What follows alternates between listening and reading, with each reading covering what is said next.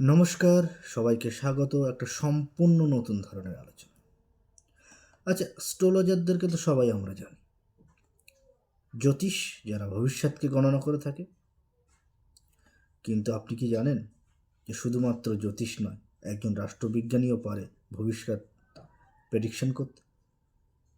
যদি আপনি না জানেন তাহলে চলুন জেনে নিই সেই অজানা। ভারত এবং বাংলাদেশ সবসময় আমরা জানি যে এই দুটি রাষ্ট্র বন্ধু রাষ্ট্র, এবং দুটি রাষ্ট্র কখনোই নিজেদের মধ্যে এরকম একটা যুদ্ধংদেহী পরিস্থিতি এখন যেটা দেখতে পাচ্ছি সেটা কখনোই ছিল না। ভারত সবসময় বাংলাদেশকে তার স্বাধীনতা সংগ্রামে এবং তার নানান দৈনন্দিন প্রয়োজনীয় জিনিসকে মিটিয়ে এসেছে। এক কথায় ভারতের নুন কিন্তু বাংলাদেশ খেয়েছে, কিন্তু সেই নুন খেয়ে যে গুণ গাওয়ার প্রবাদ রয়েছে সেটি কিন্তু বর্তমান বাংলাদেশ থেকে আমরা দেখতে পাচ্ছি না। তাহলে এইরকম হলো কেন? হঠাৎ করে দুটো রাষ্ট্র হঠাৎ করে এরকম একটা পরিস্থিতি কিভাবে তৈরি হতে পারে? এর কোনো এক্সপেকটেশন কি আগে থেকে ছিল? কোনো প্রেডিকশন কি ছিল? তো আমাদের সেই বন্ধুগুলোকে, সেই ভাইদেরকে আমি জানিয়েছিলাম যে হ্যাঁ, সত্যি আগে থেকে, আজ থেকে প্রায় 30 বছর আগে একজন রাষ্ট্রবিজ্ঞানী এই বিষয়ে আমাদেরকে সচেতন করেছিলেন। তো চলুন জেনে নিই সেই রাষ্ট্রবিজ্ঞানী, সেই পলিটিক্যাল সায়েন্টিস্ট আমাদেরকে কি জানিয়েছিলেন, তার প্রেডিকশন কি ছিল। চলুন জেনে নিই। প্রখ্যাত মার্কিন রাষ্ট্রবিজ্ঞানী বা political scientist SP Huntington, Samuel P Huntington 1993 সালে তিনি একটি আর্টিকেল লিখছেন, যে আর্টিকেলটির নাম দ্য ক্লাশ অফ সিভিলাইজেশন, সভ্যতার সংঘর্ষ। সেই ক্লাশ অফ সিভিলাইজেশন আর্টিকেলে তিনি আমাদেরকে জানাচ্ছেন যে প্রথম এবং দ্বিতীয় বিশ্বযুদ্ধ, এই দুটো ওয়ার্ল্ড ওয়ার কিন্তু সংগঠিত হয়েছিল মূলত অর্থনীতিকে কেন্দ্র করে। 1945 থেকে 1991 সাল আমরা জানি আমেরিকা এবং সোভিয়েত রাশিয়ার মধ্যে যে কোল্ড ওয়ার বা ঠান্ডা যুদ্ধ সংগঠিত হয়েছিল, তার মূল কেন্দ্রীয় বিষয় ছিল আইডিওলজিক্যাল বা মতাদর্শগত বিভেদ। কিন্তু তিনি বলছেন যে অর্থনীতি বা মতাদর্শ নয়, আগামী দিনে যে মহাযুদ্ধ, যে ওয়ার্ল্ড ওয়ার সংগঠিত হবে, সেটি কিন্তু হবে সংস্কৃতি বা কালচারাল ডিভিশনের উপর। সংস্কৃতিগত বিভেদ, সংস্কৃতিগত পার্থক্য আমাদের পৃথিবীতে একটা ওয়ার্ল্ড ওয়ারের সৃষ্টি করতে পারে। এখন আপনার মনে হতে পারে যে মানুষ সবসময় অর্থকে প্রাধান্য দিয়ে এসেছে, অর্থকেই সবচেয়ে মহান ভেবে এসেছে, অর্থের জন্য এতদিন পৃথিবীতে এত এত যুদ্ধ সংগঠিত হয়েছে, 21st সেঞ্চুরিতে দাঁড়িয়ে মানুষের কি তাহলে মানসিক বিকল হলো নাকি? মস্তিষ্কের কোনো সমস্যা হয়ে গেল নাকি? মানুষ যে শুধুমাত্র অর্থকে ভুলে গিয়ে নিজের সংস্কৃতিকে, নিজের ঐতিহ্যকে, নিজের ধর্মকে ঘিরে একটা অন্য রাষ্ট্রের সাথে, অন্য দেশের সঙ্গে, অন্য সভ্যতার সাথে সংঘর্ষ করবে, এটা কি কখনো সম্ভব? কিন্তু আপনি হয়তো জানেন না, এটাই হচ্ছে বাস্তব এবং এটাই হতে চলেছে। প্রখ্যাত রাষ্ট্রবিজ্ঞানী এসপি হান্টিংটন আমাদেরকে জানাচ্ছেন যে সংস্কৃতিগত, কালচারাল যে পার্থক্য, যে ডিভিশন রয়েছে মানুষের মধ্যে, তার ভিত্তিতে আমরা এই পৃথিবীকে 8টি সভ্যতায় বিভক্ত করতে পারি। পৃথিবীতে 8টি সিভিলাইজেশন অবস্থান করছে। এখন আপনারা স্ক্রিনে দেখতে পাচ্ছেন যে সেই 8টা সিভিলাইজেশন কি। তিনি বলছেন যে ফার্স্ট, তিনি বলছেন সিনিক সিভিলাইজেশন।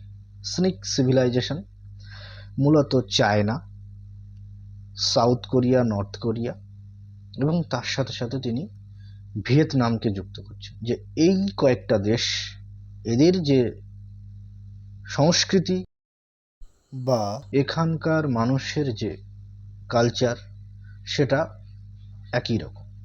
তাই এটাকে তিনি একটা সভ্যতার মধ্যে নিয়ে আসছেন। দ্বিতীয় তিনি যে সভ্যতার কথা বলছেন, যে সিভিলাইজেশনের কথা বলছেন, সেটি হচ্ছে জাপানি সিভিলাইজেশন। তিনি বলছেন এশিয়ার এমন একটা দেশ জাপান, যেখানে সম্পূর্ণ একটা স্বতন্ত্র সংস্কৃতি জাপানের মানুষেরা তুলে ধরেছে। এরপরে তিনি তৃতীয় সিভিলাইজেশন হিসেবে হিন্দু সিভিলাইজেশনের কথা বলছেন। হিন্দু সিভিলাইজেশন বা হিন্দু সভ্যতার মধ্যে তিনি ভারতে বসবাসকারী হিন্দুদের যে সংস্কৃতি, তাদের যে কালচার, তাদের যে ধর্মীয় আচার অনুষ্ঠান, তাদের যে ট্র্যাডিশন, সেটিকে তিনি চিহ্নিত করছেন। তারপরে তিনি বলছেন চতুর্থ যে সিভিলাইজেশন, সেটি হচ্ছে অর্থোডক্স সিভিলাইজেশন। তিনি অর্থোডক্স সিভিলাইজেশন হিসাবে রাশিয়ার কথা বলছেন, যে রাশিয়া ইউরোপের অন্যান্য দেশ থেকে একটু আলাদা। তারা নিজেদের অনেকটা সেই পুরনো ধরনের এনসেন্ট কালচারকে ধরে রেখেছে। এরপর তিনি বলছেন ওয়েস্টার্ন সিভিলাইজেশন। ওয়েস্টার্ন সিভিলাইজেশনের মধ্যে তিনি পশ্চিম ইউরোপের সাথে সাথে নর্থ আমেরিকা, যে United state of America, Canada এবং মেক্সিকোকেও তুলে ধরছেন। এরপর তিনি বলছেন যে আফ্রিকার দেশগুলো নিয়ে আফ্রিকান সিভিলাইজেশন। সব থেকে একটা উল্লেখযোগ্য সিভিলাইজেশনের কথা তিনি বলছেন, সেটি হচ্ছে ইসলাম সিভিলাইজেশন বা ইসলামিক সিভিলাইজেশন, ইসলামিক সভ্যতা। সমগ্র পৃথিবীতে ইসলামকে অনুসরণকারী মানুষ এবং তাদের যে রাষ্ট্র, সেখানে একটা পৃথক সংস্কৃতি রয়েছে, সেটাকে তিনি ইসলামিক সিভিলাইজেশন বলছেন। এবং তার সাথে সাথে ল্যাটিন আমেরিকায় Brazil, Chile, Uruguay, Paraguay, Argentina, এই সমস্ত দেশগুলো যে লাতিন আমেরিকার দেশ রয়েছে, তাদের একটা পৃথক সংস্কৃতি রয়েছে বলে তিনি উল্লেখ করছেন। তো স্পি হান্টিংটন বলছেন যে এই যে ম্যাপ আমরা দেখতে পাচ্ছি, এই ম্যাপে কিন্তু 8টা পৃথক সংস্কৃতির ভিত্তিতে সিভিলাইজেশন পৃথিবীতে রয়েছে। তিনি বলছেন যে আগামী দিনে এই সিভিলাইজেশনগুলোর মধ্যে যে সংস্কৃতিগত পার্থক্য রয়েছে, যে কালচারাল পার্থক্য রয়েছে, সেই কালচারাল ডিভিশনের যে লাইন, সেই লাইন বরাবর সেই ডিভিশনের মধ্য দিয়েই কিন্তু সংঘর্ষ সংঘটিত হবে এবং সেই সংঘর্ষ অবধারিতভাবে পৃথিবীতে ওয়ার্ল্ড ওয়ার সৃষ্টি করতে পারে। এবং তিনি প্রেডিকশন করে জানাচ্ছেন যে ওয়েস্টার্ন সিভিলাইজেশনের সঙ্গে ইসলামিক সিভিলাইজেশনের সংঘর্ষ অনিবার্য। আজ থেকে 30 বছর আগে তিনি যে প্রেডিকশন করেছিলেন, এখন কিন্তু আমরা কিছু এক্সাম্পল দেখলে সেটা জানতে পারবো যে সবসময় আমরা দেখছি যে ইউরোপের দেশগুলো, বিশেষ করে আমেরিকা, ইউকে মানে ইউনাইটেড কিংডম, এদের সাথে কিন্তু মধ্যপ্রাচ্যের যে ইসলাম অনুসরণকারী রাষ্ট্রগুলো রয়েছে, তাদের সঙ্গে প্রায়শই কিন্তু একটা সংঘর্ষ হচ্ছে।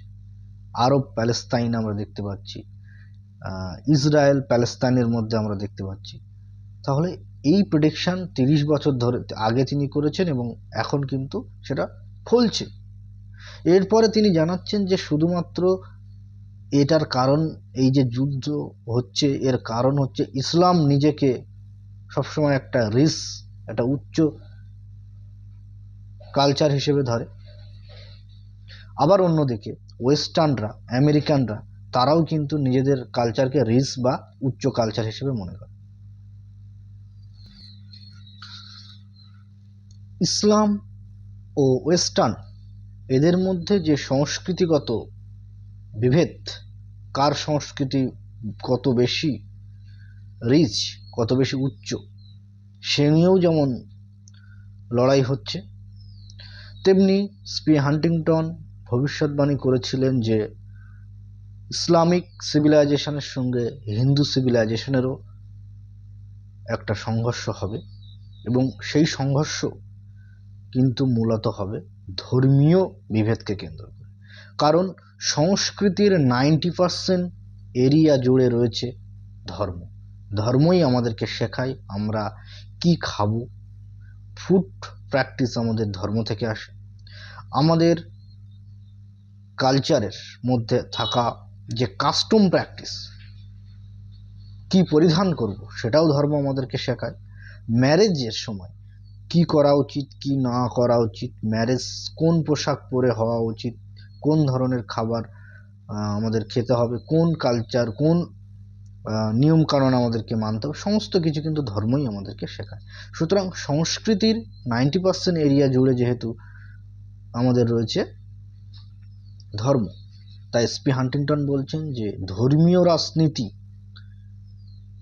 শুধুমাত্র দেশীয় রাজনীতির মধ্যে নয়, আন্তর্জাতিক ক্ষেত্রেও ব্যাপকভাবে প্রভাব বিস্তার করবে এবং একটা সময় আসবে যখন ইসলাম এবং হিন্দু সভ্যতার মধ্যে শুধুমাত্র সংস্কৃতিগত বিভেদ, ধর্মীয়গত বিভেদের কারণে তাদের মধ্যে একটা সংঘর্ষ আমরা দেখতে পাবো এবং হতে পারে সেই সংঘর্ষ সমগ্র বিশ্বের জন্য একটা মারাত্মক ক্ষতির বয়ে আনতে পারে, সেই পৃথিবীর কাছে একটা মারাত্মক ক্ষতিকে তুলে ধরতে পারে। সুতরাং এসপি হান্টিংটন আজ থেকে 30 বছর আগে যে প্রেডিকশন করেছিল, সেই প্রেডিকশন অনুযায়ী তো বাংলাদেশ এবং ভারতের মধ্যে যে বিবাদ, যে যুদ্ধাংদেহী পরিস্থিতি এখন তৈরি হয়েছে সেটা আমরা দেখতে পাচ্ছি। তাহলে এই যে পরিস্থিতি বাংলাদেশ এবং ইন্ডিয়ার মধ্যে তৈরি হয়েছে সেটা তো কোনো আনএক্সপেক্টেড বিষয় নয়। আগে থেকে এরকম একটা ভবিষ্যৎবাণী তো আমাদের কাছে ছিল। হ্যাঁ, হয়তো সাধারণ মানুষ আমরা জানি না বিষয়টি, এটা রাষ্ট্রবিজ্ঞানের বিষয়, কিন্তু এটা আমাদের জানা উচিত।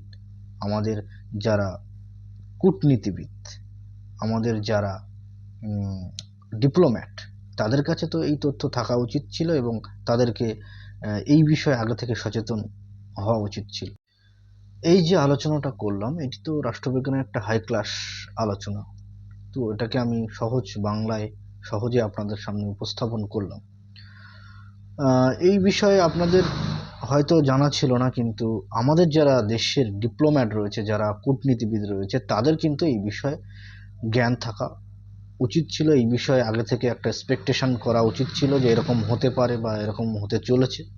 তো যাই হোক, আমরা যারা মানবতার সমর্থক, যারা মানবতাকে সবার উপরে রাখতে চাই, তারা আমরা অবশ্যই এই বিষয়টিকে সবচেয়ে বেশি গুরুত্ব দেবো যে দুইটি দেশ যাতে আবার সেই সুসম্পর্কের আঙিনায় আসে, এটাই আমাদের পাওনা বা চাওয়া, যে এই দুটো রাষ্ট্র যাতে আবারও সেই একটা ভালো সম্পর্কের মধ্যে আসে, একটা এদের মধ্যে যে বরফ জমেছে সেটা যেন গলে জল হয়ে যায়, সেই আশা, সেই এক্সপেকটেশন রেখে আমি আজকের মতো শেষ করছি।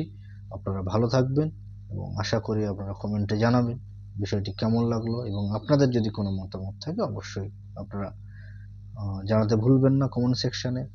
লাইক, শেয়ার, কমেন্ট এবং সাবস্ক্রাইব আশা করছি। ধন্যবাদ।